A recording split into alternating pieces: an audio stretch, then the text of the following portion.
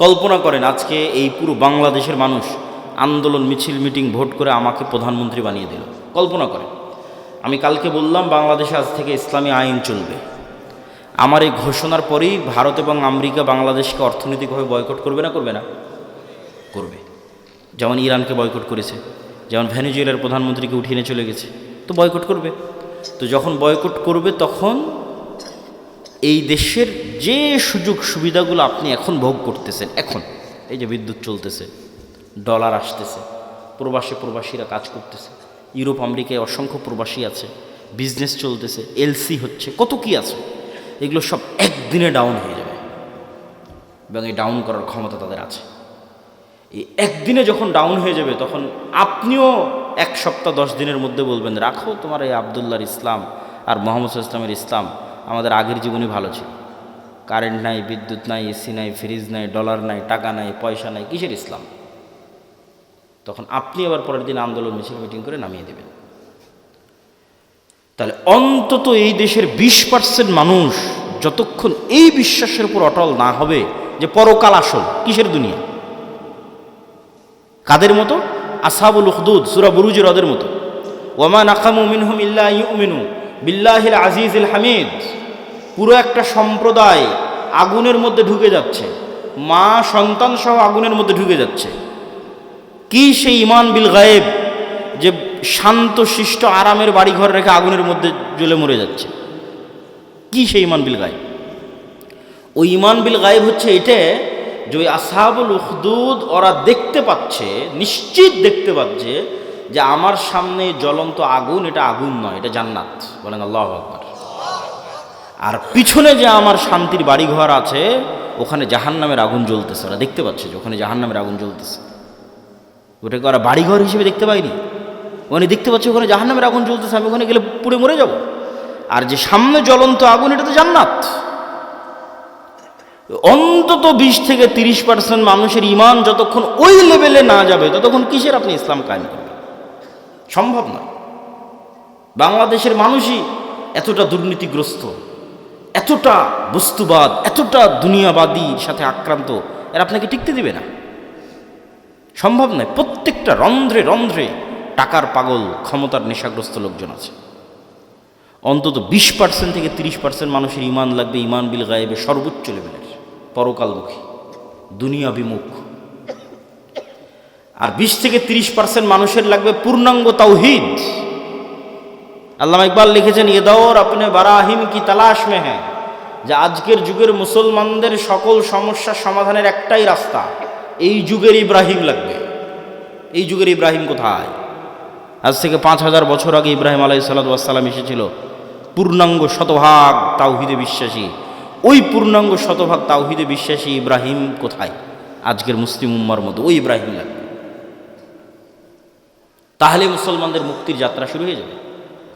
হ্যাঁ, আপনাদের মতো যারা আহলে হাদিস এবং সালাফি আছে তারা বড় শিরক, বড় বেদাত থেকে অনেকটাই মুক্ত, কিন্তু পূর্ণাঙ্গ শতভাগ তাওহীদের অনুসারী নয়। কিভাবে এটা আপনাকে বুঝিয়ে বলি যে কেমনে আপনি পূর্ণাঙ্গ শতভাগ তাওহীদের অনুসারী নন। ঠিক আছে, আপনি কবর মাজারে গিয়ে সিজদা দেন না, তাবিজ কবজ ব্যবহার করেন না, কিন্তু এই আপনি বিড়ি সিগারেটে আসক্ত। তাহলে যখন আপনি বিড়ি সিগারেটে আসক্ত তখন আপনার ইলাহ ওই বিড়ি সিগারেট। আমি বলিনি, আল্লাহ নিজে কোরআনে বলেছে যে তার নফস ইলাহু হাওয়া, তার ইলাহ হচ্ছে তার নিজের অন্তরের কামনা। ঠিক আছে, আপনি কবরকে ইলাহ মানেননি, কিন্তু ইলাহ তো আপনার নিজের নফসকে বানিয়ে রেখেছে। ইলাহ তো কোনো অবৈধ প্রেমিকাকে বানিয়ে রেখেছে, ইলাহ তো টাকার নেশাকে বানিয়ে রেখেছে, ইলাহ তো ক্ষমতার নেশাকে বানিয়ে রেখেছে। ওই টাকার জন্য আপনি সব করতে পারেন, হালাল হারামের বাস বিচার নাই। ওই ক্ষমতার জন্য আপনি সব করতে পারেন, ওই নারীর জন্য সব করতে পারেন, মনের প্রবৃত্তি পূরণ করার জন্য সব করতে পারেন। তাহলে তো আপনি শতভাগ তাওহীদপন্থী নন। তাহলে তো আপনি ইব্রাহিম আলাইহিস সালামের মতো হতে পারলেন না, যে ইব্রাহিম আলাইহিস সালাম, ইসমাঈল আলাইহিস সালাম আসলামা ওয়া তাল্লাহু লিল জাবিন, নিজের ইচ্ছার বিরুদ্ধে গিয়ে সন্তানকে জবাই করতেছে, আর সন্তান নিজের ইচ্ছার বিরুদ্ধে গিয়ে জবাই হওয়ার জন্য রাজি হয়ে যাচ্ছে। কেন? সিদ্ধান্তটা আল্লাহর। এটা হলো শতভাগ তাওহীদ, যে আল্লাহর সিদ্ধান্তের সামনে পরিপূর্ণ আত্মসমর্পণ। তাহলে শতভাগ তাওহীদপন্থী 20% থেকে 30% মানুষ, আর ঈমান বিল গায়েবে সর্বোচ্চ স্তরের 20 থেকে 30% মানুষ হওয়া ছাড়া পূর্ণাঙ্গ ইসলামী বিপ্লব সম্ভব নয়। এই দাওয়াত আজকে আমি দিচ্ছি না, এই দাওয়াত শাহ ইসমাইল শহীদ দিয়ে গেছে আজ থেকে 100-150 বছর আগে। ওনার একটাই দাওয়াত ছিল যে আমাদের পূর্ণাঙ্গ ইসলামী বিপ্লবের আগে মানুষকে শতভাগ পূর্ণাঙ্গ তাওহীদে বিশ্বাসী হতে হবে, নাহলে পূর্ণাঙ্গ ইসলামী বিপ্লব সম্ভব নয়। শতভাগ তাওহীদে বিশ্বাসী এবং ঈমান বিল গায়বে ইয়াকিন আছে এরকম 20 থেকে 30% মানুষ লাগবে পুরো বাংলাদেশের। তাহলে এর উপর ভিত্তি করে পূর্ণাঙ্গ ইসলামী বিপ্লব কায়েম হবে। পূর্ণাঙ্গ ইসলামী বিপ্লবের সকল ক্রাইটেরিয়া রেডি আছে, শুধু ওই রকমের যোগ্য মানুষ নাই।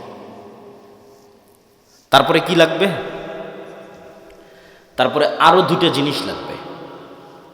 এক, আমি পূর্ণাঙ্গ তাওহীদপন্থী মানুষ, ঠিক আছে, আমি পূর্ণাঙ্গ ঈমান বিল গায়ব অর্জন করলাম, ঠিক আছে, কিন্তু নেতা হওয়ার জন্য আরও দুটো জিনিস লাগে। ওই দুটো জিনিস পূরণ না করতে পারলে নেতা হতে পারবেন না।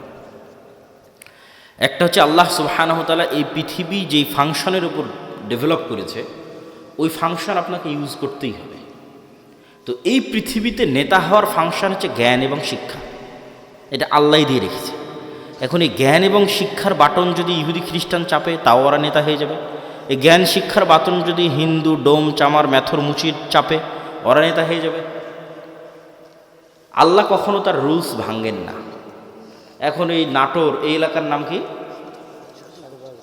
নাটোর সাধুপাড়া, এই অঞ্চলের যুবকেরা যদি মদ বিড়ি cigarette TikTok video YouTube BPL IPL জুয়া online betting free fire PUBG এগুলো নিয়ে ব্যস্ত থাকে, আর ওইদিকে ইসরায়েলের ইহুদি আর ইউরোপ আর আমেরিকার খ্রিস্টান ওরা যদি জ্ঞান অর্জনে ব্যস্ত থাকে ওদের সন্তানেরা, আল্লাহ বলবেন না, আল্লাহ তার রুলস ব্রেক করে বলবেন না যে ইহুদি খ্রিস্টান তোরা থাম, তোদের নেতা বানাবো না, আমার নাটোরের কিছু মদখোর জুয়াখোর বান্দা আছে ওদের নেতা বানাবো। এইটা আল্লাহ করবেন না। নেতা হতে হলে গোলামির জিঞ্জির আপনাকে নিজে হাতেই ভাঙতে হবে, সেটা জ্ঞান এবং শিক্ষা। জ্ঞান এবং শিক্ষায় সর্বোচ্চ স্তর অর্জন করার চেষ্টা ছাড়া নেতা হওয়ার আর কোনো রাস্তা পৃথিবীতে নাই। নেতা হওয়ার এই রাস্তা আল্লাহ নির্ধারণ করেছে। তলুতকে আল্লাহ বলছেন বাস্তাতান ফিল ইলমি ওয়াল জিসম, যে আমি তলুতকে বানু ইসরাইলের নেতা বানিয়েছি, জ্ঞানে বড় তাই, জ্ঞানে বেশি তাই। আদমকে ফেরেশতা এবং জিনের উপর শ্রেষ্ঠত্ব দিয়েছি, জ্ঞানে বেশি তাই। আল্লাহ সুবহানাহু ওয়া তাআলা নিজের রুবুবিয়ত এবং উলুহিয়তের চ্যালেঞ্জ দিয়েছেন তার জ্ঞান দিয়ে, সবার চেয়ে অসীম জ্ঞানের অধিকারী তিনি। তাহলে শক্তিশালী হওয়ার নেতা হওয়ার রাস্তা জ্ঞান, যে গ্রহণ করবে সেই নেতা হবে, আল্লাহ বাধা দিবেন না। আর মুসলমান যদি গ্রহণ না করে কি করার বলেন, কিছুই করার না। তাহলে 3 নম্বর রাস্তা হচ্ছে জ্ঞান অর্জন করতে হবে। 4 নম্বর রাস্তা সত্যবাদিতা এবং ন্যায়পরায়ণতায় অটল থাকতে হবে, পাহাড়ের মতো। যেটাতে আলোচনা শুরু করেছি যে 2 নম্বরই ধোঁকাবাজি, এগুলো যে গণতন্ত্র এবং সুদ থেকে আসে, ওটার বিপরীতটাই হচ্ছে সত্যবাদিতা ন্যায়পরায়ণতায় অটল থাকা, ওসমান হাদিদের মতো। কিন্তু মুসলমানদেরকে আমরা ইসলামটা বুঝাতেই পারলাম না। বাংলাদেশের OC DC SP AC land sub registrar সচিবালয়ে কত সচিব বসে আছে, আমরা তো বাহির থেকে তো এসে আর আমাদেরকে গোলাম করতেছে না, আমাদের লোকজনই তো গোলাম, বাংলাদেশের নাগরিকেরাই তো গোলাম, বাহির থেকে এসে কেউ গোলাম করতেছে না তো। এই সমস্ত পদে যারা বসে আছে এরা টাকার কাছে বিক্রি হয়ে যায়, অথচ এরা সালাত আদায় করে, এরা হজ করে, এরা ওমরা করে, এরা মসজিদ মাদ্রাসায় যে কমিটি বিশেষ অতিথি প্রধান অতিথি এরা সবাই আছে, কিন্তু নিজ চেয়ারে যখন বসতেছে তখন 2 নম্বরই করতেছে। তাহলে এরা কি মনে করেছে? এরা মনে করেছে ঠিক আছে, আমি সচিবালয়ে বসে এসিল্যান্ড সাব রেজিস্ট্রার যা আছি সব হয়ে যত পারি 2 নম্বরই সুদ ঘুষ দিয়ে টাকা ইনকাম করব, আর নামাজ পড়ে হজ করে আর দান করে ওটাকে মাফ করে নেব। নাউজুবিল্লাহ। তাহলে আমরা হুজুররা এটা বুঝাতে পারিনি, আলেম ওলামা বুঝাতে পারিনি যে ইসলাম কি। এটা তো মুনাফিকই, সে তো মুনাফিক, তার অন্তরে তো ঈমানই ঢোকেনি। তার সালাত কি, তার সিয়াম কি, তার হজ কি, সে তো মুনাফিক। রাসূলুল্লাহ সাল্লাল্লাহু আলাইহি ওয়াসাল্লামের স্পষ্ট হাদিস, ইযা তুমিনা খানা, তাকে যে আমানতের দায়িত্ব দেওয়া হয়েছে ওটার খেয়ানত করে যে মুনাফিক, ওর অন্তরে ঈমান ঢোকেনি। লা ঈমান লিমান লা আমানাতা লাহু। তাহলে মুনাফিকের হারাম টাকার দুর্নীতির টাকার কিসের ইবাদত? বরং ওর উল্টাটা, ও যদি কোনো বড় ইবাদত নাও করে, কোটি কোটি টাকা দান নাও করে, তাহাজ্জুদের রাতের সালাত নাও আদায় করে, হজ নাও করে, শুধু ওর যে চেয়ারে বসে আছে ওসি ডিসি এসপি মন্ত্রী সচিব এসিলেন্ট, এই চেয়ারে চুল পরিমাণ অন্যায় না করে, তাহলে এদের হজের চেয়ে, এদের রাতের তাহাজ্জুদের সালাতের চেয়ে এবং অন্যদের কোটি কোটি টাকা দানের চেয়ে সে শ্রেষ্ঠতম নেকির অধিকারী হবে। রাসূলুল্লাহ সাল্লাল্লাহু আলাইহি ওয়াসাল্লাম বলেছেন, সাবআতু ইউযিল্লুহুমুল্লাহ ইয়াওমা লা যিল্লা ইল্লা যিল্লুহু, এক নম্বরে ইমামুন আদিল। 7 শ্রেণীর যারা বিশেষ আল্লাহর ছায়া পাবে, এখানে সবাই আছে, নামাজি আছে, দানবীর আছে, সবাই আছে, কিন্তু 1 নম্বরে জায়গা দেওয়া হয়েছে পদে বসে ন্যায়পরায়ণ যে। ও তো এমনি সবচেয়ে বড় নেকির কাজ করে, ওর জন্য তো এমনি জান্নাত। ও তো আল্লাহর গুণে গুণান্বিত হয়েছে। আল্লাহ যেমন বিচারের আসনে বসে শতভাগ ন্যায়পরায়ণ, আল্লাহ যেমন রাজত্বের আসনে বসে শতভাগ ন্যায়পরায়ণ, আল্লাহর মহৎ গুণ হচ্ছে আল্লাহ ন্যায়পরায়ণ। আল্লাহ জুলুম করেন না, ইন্না হারামতু যুলমা আলাইয়া। মানুষ হয়ে যে আল্লাহর গুণে গুণান্বিত হতে পারে, আল্লাহু আকবার, এটা কত বড় ইবাদত যে মানুষ হয়ে ওসি তারপরে ডিসি এসিলেন্ট সাব রেজিস্ট্রার সচিব এই চেয়ারে বসে সে দুর্নীতি করবে না ন্যায় করবে, এটা অনেক বড় ইবাদত। আর এই চেয়ারে বসে দুর্নীতি করে সেই টাকা দিয়ে হজ করবে, সেই টাকা দিয়ে মসজিদ মাদ্রাসায় দান করবে, এটা মুনাফিক। আমরা মানুষকে দিন বুঝাতে পারিনি। রাজনীতিবিদদের হাতে ক্ষমতা নেই, ক্ষমতা এদের হাতে। রাজনীতিবিদরা তো 5 বছরের জন্য আসে যায়, ভোট করে, কিন্তু এদের চাকরিতে রিটায়ার্ড না হওয়া পর্যন্ত থাকে। এরা যদি বলে যে আজ থেকে আমরা বিক্রি হব না কোনো দলের কাছে, দেশ একদিনে ঠিক হয়ে যাবে, একদিনে। তো এরা কাদের ঘরের সন্তান? আমাদের ঘরের সন্তান, আমাদের ছেলে মেয়ে। পুলিশে কারা, আর্মিতে কারা, সচিবালয়ে কারা, বিসিএস পরীক্ষা কারা দেয়? আমার আপনার ছেলে মেয়ে। এদের আমাদের ঠিক করতে হবে দাওয়াত দিয়ে। নতুন প্রজন্মকে সত্যবাদিতা এবং ন্যায়পরায়ণতা অটল হতে হবে। এটাই তো গোলামি থেকে মুক্তির রাস্তা। ওই দিন থেকেই তো দেশ স্বাধীন। সম্মানিত উপস্থিতি, তাহলে 2টা পয়েন্ট বললাম নেতা হওয়ার, এক শিক্ষা এবং জ্ঞান, আর এক সত্যবাদিতা এবং ন্যায়পরায়ণতা। থাকলেই মানুষ নেতা হয়ে যাবে, অটোমেটিক নেতা হয়ে যাবে, কিচ্ছু করা লাগবে না, আল্লাহ নেতা বানিয়ে দিবে তাকে। আর এবার 4 নাম্বার পয়েন্ট, যেটাতে বক্তব্যের শেষের দিকে যাব, সেটা হচ্ছে এই গুণে গুণান্বিত মানুষেরা যখন আসবে, যারা তাওহীদে বিশ্বাসী, ঈমান বিল গায়বে ইয়াকিন রাখে, জ্ঞানে সর্বোচ্চ, আবার তাকে কেনা যায় না, এই মানুষগুলো পৃথিবীর জন্য হুমকি। এদের উপর জুলম নেমে আসবে, এদের উপর বাধা নেমে আসবে, এদের উপর অত্যাচার নেমে আসবে। এই জন্য এদের বাঁচার রাস্তা হচ্ছে আল্লাহর সাহায্য। এদের বাঁচার রাস্তা কি? দুনিয়ার শক্তি দিয়ে বাঁচার কোনো রাস্তা নেই। মুসলমানদের অতীতে, আজ, ভবিষ্যতে দুনিয়ার শক্তি দিয়ে বাঁচার কোনো রাস্তা নেই। মুসলমানদের বাঁচার রাস্তা আল্লাহর সাহায্য। আল্লাহর সাহায্য পাওয়ার 2টা বড় রাস্তা, 2টা বড় সিক্রেট রেসিপি আজকে দিয়ে বক্তব্য শেষ করব। যে মুসলমানদের জন্য আল্লাহর সাহায্য নিশ্চিত করার 2টা বড় রাস্তা, এক সালাত আর এক জিকির। সালাতের মধ্যে সবচেয়ে বড় পাওয়ারফুল হচ্ছে রাতের সালাত। সালাত হচ্ছে এমন এক টেকনোলজি, আমি উদাহরণ দিই ইবনুল কাইয়িম রাহিমাহুল্লাহকে সামনে রেখে, নাহলে দিতাম না।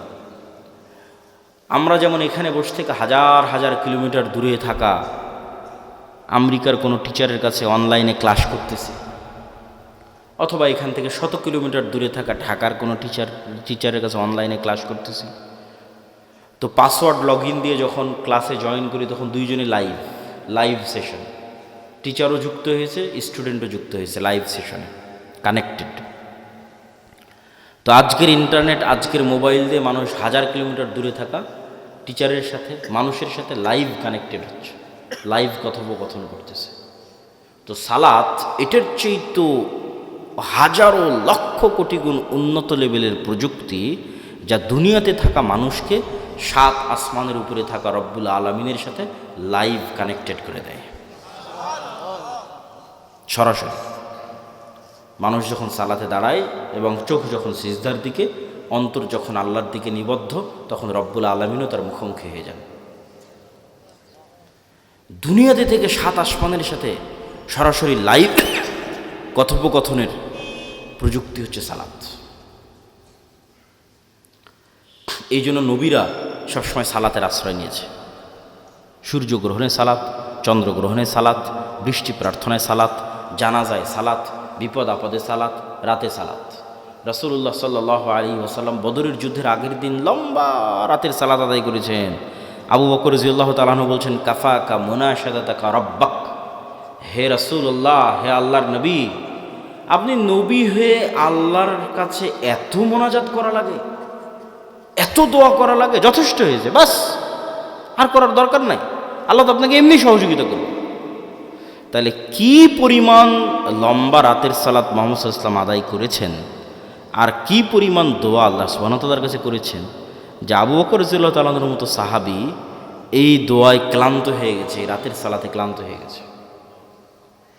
তাহলে এখন বুঝেন, মুহাম্মদ সাল্লাল্লাহু আলাইহি ওয়াসাল্লাম আমার, আপনার এবং আবু বকর রাদিয়াল্লাহু তাআলার চেয়ে বেশি জানতেন যে কাল বদরের যুদ্ধে দুনিয়ার শক্তি দিয়ে আমার বিজয় সম্ভব নয়। কাল বদরের যুদ্ধে আমাকে জিততে হলে কার সাহায্য লাগবে? আল্লাহ। আর আল্লাহর সাহায্য পেতে হলে আমাকে রাতের সালাতে দাঁড়াতে হবে। তাহলে পৃথিবীর সর্বশ্রেষ্ঠ রাসূল, সর্বশ্রেষ্ঠ মানুষ আল্লাহর সাহায্য নেবেন, এই জন্য রাতে ঘন্টার পর ঘন্টা রব্বুল আলামিনের সামনে দাঁড়িয়ে আছেন।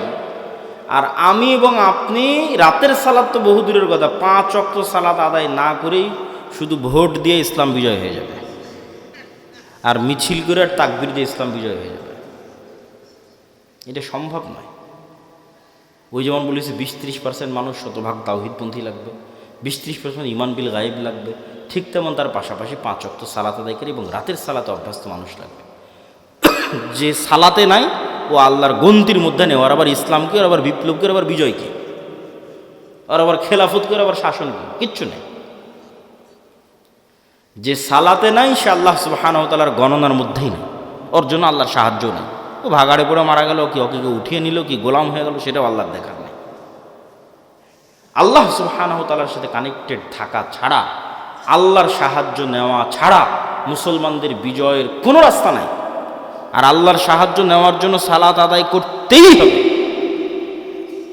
আল্লাহর খাতায় নাম থাকতেই হবে। আল্লাহ আপনাকে চিনেই না, কিসের সাহায্য করবে আপনাকে? তো যে সালাতে নেয় হয়তো আল্লাহ সুবহানাহু ওয়া তাআলা চিনবেই না। সম্মানিত উপস্থিতি, এই জন্য সালাত মোস্ট পাওয়ারফুল, আর সালাতের মধ্যে সবচেয়ে পাওয়ারফুল হচ্ছে রাতের সালাত। আমরা যেমন আমাদের ফোন, এই যে হাতে ফিঙ্গারপ্রিন্ট দিয়ে ফোন ওপেন হয়ে যাচ্ছে, পাসওয়ার্ড দিয়ে ফোন ওপেন হয়ে যাচ্ছে, ফেস ভেরিফিকেশন দিয়ে ফোন ওপেন হয়ে যাচ্ছে, 5 স্টার হোটেলে গেলে কার্ড পাঞ্চ করলে ওপেন হয়ে যাচ্ছে। তো এগুলো সব লক ওপেন হওয়ার সিস্টেম পৃথিবীতে। তো কল্পনা করেন যে আমরা পৃথিবীর অত্যাধুনিক প্রযুক্তির একটা দরজার সামনে দাঁড়িয়ে আছি, এর চেয়ে অত্যাধুনিক প্রযুক্তির দরজা পৃথিবীতে নাই। ওই দরজা ওপেন করতে হলে বিভিন্ন varieties type of password use করতে হয়। যেমন নির্ধারিত সময়ে আসতে হয়, নির্ধারিত সময় ছাড়া খুলে না।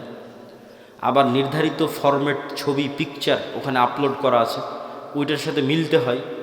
আবার ওই প্রতিটা ফরম্যাটের সাথে নির্ধারিত সাউন্ড আছে, ওটাও মিলতে হয়।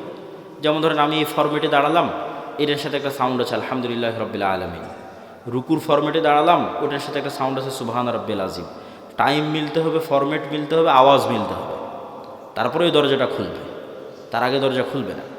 তো এইরকম সালাত এর চেয়েতেও টপ লেভেলের উন্নত প্রযুক্তি, যা রব্বুল আলামিনের সাহায্যের দরজা, রব্বুল আলামিনের সাথে যোগাযোগের দরজা উন্মুক্ত করে দেয় হচ্ছে সালাত। এই সালাত ছাড়া আমাদের বাঁচার কোনো রাস্তা নেই, সালাত ছাড়া আমাদের উদ্ধার হওয়ার কোনো রাস্তা নেই। 2 নম্বর হচ্ছে জিকির। জিকিরের মধ্যে সবচেয়ে গুরুত্বপূর্ণ হচ্ছে সকাল সন্ধ্যার জিকির। সকাল সন্ধ্যার জিকির দিয়ে আল্লাহ কোরআন পরিপূর্ণ করে রেখেছে, যদিও আমরা এটাকে খুবই অবহেলা করি। সকাল সন্ধ্যার জিকির। জিকির কেন পাওয়ারফুল?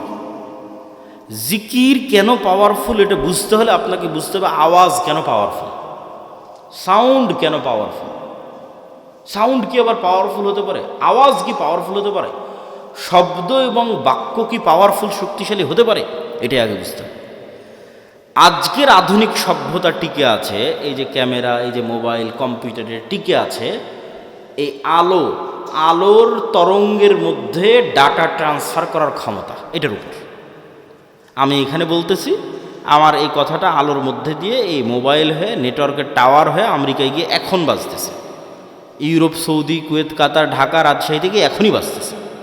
তো এই যে এই আলো যে আমার এই কথা বহন করতে পারে, ডাটা ট্রান্সফার করতে পারে, এটা আমরা জানতাম না, মানুষ জানতো না, এটা আগে থেকেই ছিল। ওটা আমরা জেনে কাজে লাগাতে পেরেছি, এটাই আমাদের আধুনিক সভ্যতা, এটার উপরে টিকে আছে।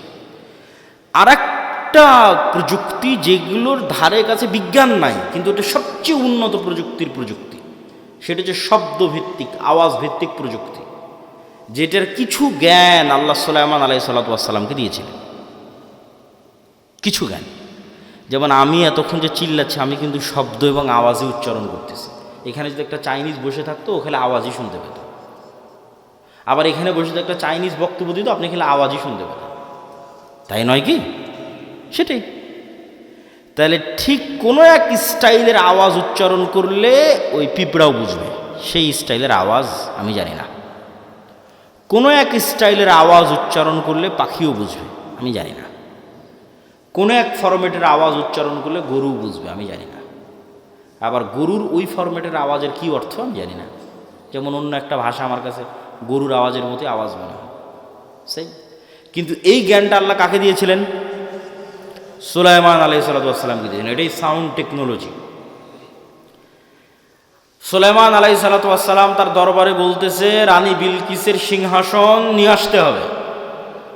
ক্বালা ইফরিতুম মিনাল জিন, ইফরিত নামক জিন দাঁড়িয়ে বলল, আমি এই সিংহাসন নিয়ে আসবো, আপনি যে বসে আছেন এই বসে থেকে দাঁড়ানোর পূর্বে সিংহাসন নিয়ে আসবো। এই কথা সুলাইমান আলাইহিস সালামের পছন্দ হয়নি। সুলাইমান আলাইহিস সালাম আরো দ্রুত চান। আল্লাযী ইনদাহু ইলমুম মিনাল কিতাব, তখন আরেকজন বলল, ওই আরেকজন জিন না মানুষ তা কোরআনে উল্লেখ নাই। কোরআনে এভাবে উল্লেখ আছে যে যাকে আল্লাহ কিতাবের জ্ঞান দিয়েছিলেন সে বলল। যাকে আল্লাহ কিসের জ্ঞান দিয়েছিলেন? কিতাবের জ্ঞান দিয়েছিলেন, সে বলল চোখের পলক পড়ার পূর্বে রানী বিলকিসের সিংহাসন আপনার সামনে উপস্থিত হয়ে যাবে। আল্লাহু আকবার।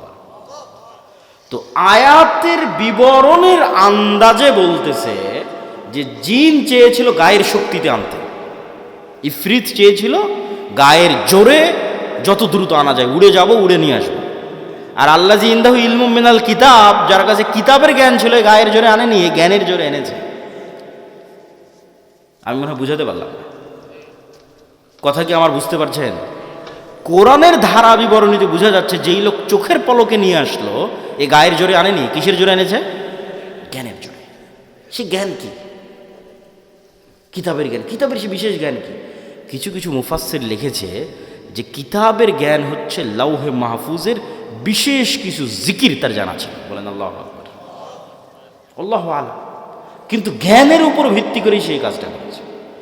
তো বিশেষ কোনো সাউন্ড, বিশেষ কোনো জিকির যেটা ব্যবহার করে সে চোখের পলকে ওই সিংহাসনকে ওখান থেকে উঠিয়ে সুলাইমান আলাইহিস সালামের কাছে নিয়েছে, যেই জ্ঞান কিতাবের জ্ঞান, বিশেষ কোনো কিতাবের জ্ঞান তার কাছে ছিল। তো sound most powerful all over the world, সবচেয়ে পাওয়ারফুল। আল্লাহ সুবহানাহু ওয়া তাআলা পৃথিবী ধ্বংস করার যে সিস্টেম তৈরি করেছেন, সেই সিস্টেম আওয়াজ ভিত্তিক। ইসরাফিল বাঁশিতে ফু দিবে, আওয়াজ তৈরি হবে, সে আওয়াজে আসমান জমিন নক্ষত্র গ্রহরাজি সূর্য চন্দ্র সব ভেঙে চৌচির হয়ে যাবে। আল্লাহ সুবহানাহু ওয়া তাআলা মানুষকে পুনরুজ্জীবিত করার যে সিস্টেম তৈরি করেছেন, ওটা আওয়াজ ভিত্তিক। ফেরেশতা, জিন, মানুষ সব যখন মারা যাবে, কতদিন এভাবে মৃত অবস্থায় থাকবে আল্লাহ ভালো জানে। কুল্লু মান আলাইহা ফান ওয়া ইয়াবকা ওয়াজহু রাব্বিকা যুল জালালি ওয়াল ইকরাম। তারপরে যখন আল্লাহ জীবিত করতে চাইবে, ইসরাফিলকে তৈরি করে ইসরাফিলকে বাঁশি দিয়ে ফু দিতে বলবে, ওর আওয়াজে মানুষ কবর থেকে জীবিত হয়ে হাঁটতে থাকবে। আওয়াজ খুবই পাওয়ারফুল, কিন্তু ওই আওয়াজের জ্ঞান থাকতে হবে, কোন আওয়াজ পাওয়ারফুল, কোন শব্দ পাওয়ারফুল। তো আল্লাহ সুবহানাহু ওয়া তাআলা উম্মতে মুহাম্মাদিকে সবচেয়ে বড় পাওয়ারফুল জিনিস দিয়ে দিয়েছে, যেটা মূসা আলাইহিস সালামের লাঠির চেয়ে পাওয়ারফুল, যেটা মূসা আলাইহিস সালামের পাথরের চেয়ে পাওয়ারফুল, যেটা বানু ইসরাইলের তাবুত কোরআনে আছে দেখবেন। এই তাবুত এখন এই ইহুদিরা খুঁজে পাগলের মতো, কোথায় সেই তাবুত? এরা মনে করে যে এই মসজিদে আকসার মাটির নিচে তাবুত রাখা আছে। ওই তাবুত একটা বাক্স, যেই বাক্সে মূসা আলাইহিস সালামের লাঠি ছিল, যেই বাক্সে মূসা আলাইহিস সালামের ওই পাথর ছিল, যে পাথর থেকে 12টা ঝর্ণা তৈরি হয়েছিল, ঠিক আছে, মূসা আলাইহিস সালামের কাপড় চোপড় ছিল, এরকম আরও কিছু মুজিজা সম্বলিত জিনিস বিভিন্ন নবী রাসূলের এই তাবুত নামক বাক্সের মধ্যে ছিল। যে যুদ্ধে ওরা এই তাবুত বাক্স নিয়ে যেত, ওই যুদ্ধে ওদের বিজয় হয়ে যেত। ওই বাক্সরা হারিয়ে ফেলেছে, ওই বাক্সরা এখনও খুঁজতেছে। তো ওই তাবুত বাক্সের চেয়ে আর ওই মুসা ইসলামের লাঠির চেয়ে আর ঈসা আলাইহিসসালামের হাতের মাধ্যমে যে মানুষ জীবিত হয়ে যেত সেটার চেয়ে মোস্ট পাওয়ারফুল জিনিস হচ্ছে এইটা। কি জন্য? এটা সরাসরি আল্লাহর নিজের আওয়াজ। বলেন আল্লাহু আকবার। কোরআন সরাসরি আল্লাহ সুবহানাহু ওয়া তাআলার নিজের সাউন্ড, আল্লাহর শব্দ, আল্লাহর বাক্য, যা জিব্রাইল হয়ে মুহাম্মদ সাল্লাল্লাহু আলাইহি ওয়াসাল্লাম হয়ে আমাদের পর্যন্ত পৌঁছেছে। আল্লাহু আকবার। আর আল্লাহ সুবহানাহু ওয়া তাআলার শব্দ এবং বাক্যের চেয়ে পাওয়ারফুল কিছু নাই পৃথিবীতে। সব অসম্ভব সম্ভব হয়ে যাবে। এই জন্য শ্রেষ্ঠতম জিকির হচ্ছে কোরআন। পৃথিবীর সব অসম্ভব সম্ভব করা সম্ভব আল্লাহ সুবহানাহু ওয়া তাআলার জিকির দিয়ে। সম্মানিত উপস্থিতি, বক্তব্যের শেষের দিকে চলে এসেছে। আজকে যা আলোচনা আপনাদের সামনে করতেছি, এই প্রায় সব আলোচনাই আমার আল্লাহর পথে যাত্রা এই বইয়ের মধ্যে লেখা আছে, দলিল সহ। আজকে তো অত দলিল আলোচনা করতে পারলাম না। এই বইটা প্রত্যেকটা মসজিদ, স্কুল, কলেজ, ইউনিভার্সিটি, লাইব্রেরি, দাওয়া সেন্টারে রেখে সপ্তাহে অন্তত একদিন 1 পৃষ্ঠা 2 পৃষ্ঠা করে পাঠ চক্র করা উচিত, পড়া উচিত, দার্স দেওয়া উচিত। এর সাথে কোনো দল মত কোনো কিছুর সম্পর্ক নেই। সব মুসলমানের জন্য, জানার জন্য, জ্ঞান অর্জনের জন্য, ঈমান বিল গায়ব এবং তাওহীদে ইয়াকিন তৈরি করার জন্য, এবং মুসলমানদের গোলামি থেকে আজাদির জন্য কি দরকার তা জানার জন্য প্রত্যেক মসজিদ, প্রত্যেক মাদ্রাসা, স্কুল, কলেজ, ইউনিভার্সিটি, দাওয়া সেন্টার, লাইব্রেরিতে রেখে অন্তত প্রতি সপ্তাহে 1-2 পৃষ্ঠা করে পড়া উচিত। পাশাপাশি আব্দুর রহিমের একটা নতুন বই এসেছে, রাসূল সাল্লাল্লাহু আলাইহি ওয়াসাল্লাম দেখতে যেমন ছিলেন, এই বইটাও মূল্যায়ন করতে পারেন। আর মাসিক আল ইতিসাম, এই যে আপনাদের কাছে আসলাম 2023 না 22 সালে একবার আসতে চেয়েছি, করোনার কারণে আসা হয়নি, বন্ধ হয়ে গেছে। তাহলে আজ আসতেছি প্রায় 3 বছর 4 বছর পর। আবার কবে আসার সুযোগ হবে তার গ্যারেন্টি নেই। কিন্তু এই একদিনে আসাই যদি যোগাযোগ বিচ্ছিন্ন হয়ে যায়, তাহলে তো এই দাওয়াতের কোনো মূল্য নাই।